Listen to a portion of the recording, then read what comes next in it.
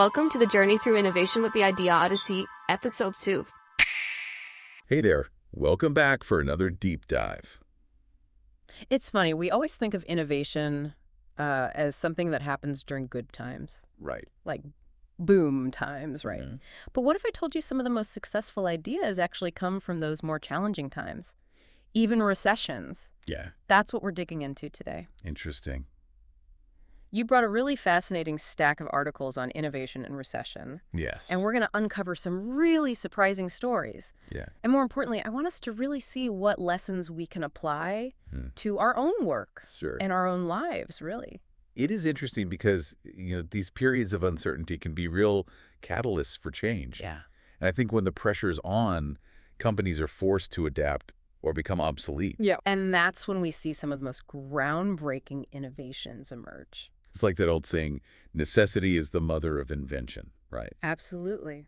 Speaking of which, these articles that you shared about Kellogg's, that really caught my eye. Yeah. I mean, we all know cornflakes. Right. We all know Rice Krispies. Yeah.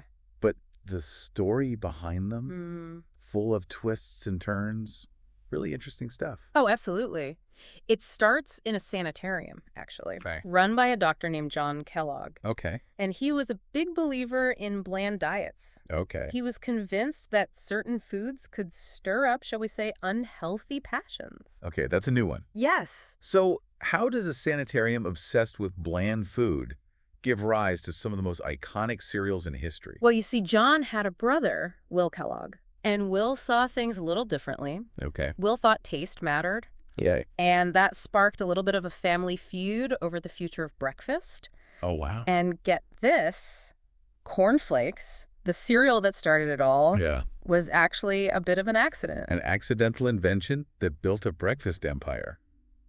I am hooked. Tell me more. So the story goes, John and Will were experimenting with boiled wheat, and they accidentally left it out for too long. Oh, no. Well, instead of tossing it, they ran it through some rollers, Okay. and to their surprise, it flaked, Wow. and cornflakes were born. Wow. It's amazing how these little accidents can lead to huge breakthroughs. Yeah. But wasn't the Great Depression, that was a pretty tough time to be selling cereal. You'd think so, right? Yeah. But this is where the Kellogg story gets really interesting. Okay. While their main competitor played it safe, Kellogg's took a gamble and launched a brand new cereal, Rice Krispies. Ah, yes, the cereal that talks to you. Exactly. Snap, crackle, pop, pure marketing genius. It worked. Right. And while other companies were struggling, Kellogg saw their profits surge during the Depression, Right. making them the industry leader. So what's the takeaway for us here? It seems like Kellogg's success during this really difficult time came from a few things. Yeah. One, they weren't afraid to experiment and innovate, Right. even if it meant accidentally creating a new product. Exactly. Two, they understood what their audience need. People needed a little bit of fun, a little excitement during those tough times. Sure. And Snap, Crackle, Pop delivered that. 100%. It's this powerful reminder that understanding your audience, what they need, Yeah. and taking those calculated risks, it can really pay off. It does. Even when things are uncertain, right? It makes you wonder what opportunities might be hiding in plain sight, even in the midst of a challenge, Right. Sometimes innovation isn't about reinventing the wheel. It's about seeing that potential in something that we all know. Yeah. And just adapting it to meet a new need. Right. Now, Kellogg's is a fascinating story. It is. But this idea of innovation during a recession, it's not just breakfast cereal, right? Right. Our next example actually takes us to the tech industry Okay. and the 2008 recession. Yeah, and that's a great example of how a changing economic landscape can create the perfect conditions for a new business model to take root. Yeah. Think about Salesforce.com and their software as a service approach. Okay, let's unpack that a bit. Yeah. What was it about Salesforce.com's model Yeah. that made them so successful? Right? Especially during that time. Mm-hmm. We'll get into that right after this quick break. So we were just getting into Salesforce.com Yeah. and their software as a service model. Right. For those of us who aren't quite tech wizards, can you break down why this was such a game changer? Yeah. Especially during the 2008 recession?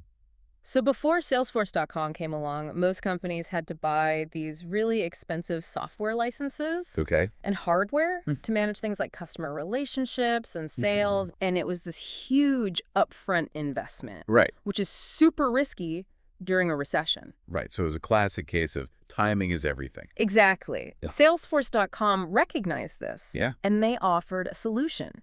Okay. Affordable, subscription-based software that businesses could access online. Okay. No massive upfront costs. Right. No need for tons of hardware. Makes sense. It was revolutionary. Wow. They were offering this flexibility, Yeah. affordability, Yeah. at a time when businesses really needed it. They needed the most. Yes. That's fascinating. So they were really able to tap into a need Yeah. that was just heightened by the recession. Yeah. Makes you wonder how many other successful companies out there I know. owe their success, at least in part, to that willingness to adapt during challenging economic times. Right. Speaking of adaptation, next story in the stack, perfect example of how sometimes the most innovative ideas, Yeah. they come from these completely unexpected places, Tell me. like customer misunderstandings. Oh, you must be talking about the tea bag. I love this one. It's such a simple concept. I Oh. had no idea there was this whole story behind it. Oh, it's a great one. So how does the simple tea bag become one of the most popular ways to brew tea in the world? It all started back in the early 1900s Okay. with this tea merchant named Thomas Sullivan. Okay. And he was sending out samples of his tea Okay. in these small silk bags. Right. And he just assumed that customers would take the tea out Right. and brew it traditionally. Of course. But guess what? They dunked the whole bag in. They did. I can totally see it. Yeah, people weren't quite sure what to do with these little bags of tea. Right, So yeah. they just went ahead and plopped them straight into their cups of hot water. Amazing. And you know what? They loved it. Talk about a happy accident, right? Right. It's like these customers accidentally stumbled upon I know. a whole new level of convenience. Exactly. And Sullivan, to his credit, Yeah. he saw the potential Yeah. in this accidental innovation. Yeah. And Okay. he realized people loved the simplicity, the ease Yeah. of these pre-portioned tea bags. He quickly switched from the silk to a more cost-effective gauze. Right. And eventually, the paper tea bags that we know and love today. Wow. Oh, and he added that little string and tag. Right. Made it even easier to fish out your tea bag.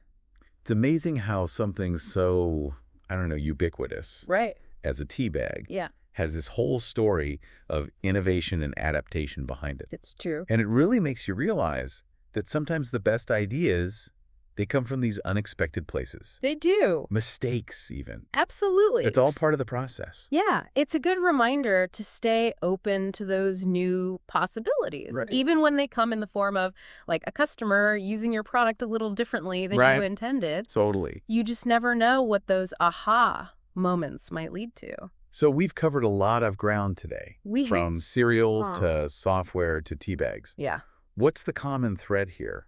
What can we take away yeah. from these stories of innovation, especially in tough times? I think what's so fascinating is that each of these innovations, whether it's Kellogg's Rice Krispies, Right, yeah. Salesforce.com, software as a service, even the tea bag, Yeah. they emerged during these periods of really significant economic uncertainty. Right. And I think it just goes to show that challenges, more often than not, really breed innovation Yeah. when times are tough. Right. Companies are forced to rethink the way they do things. Yeah. They're listening more closely to what their customers are saying. Right. And they're willing to embrace those new ideas. They have to. It's like these companies were forced to adapt or become obsolete. Right. Become irrelevant. Yeah. Yeah. And in that process, Yeah. they ended up creating something truly innovative. 100%.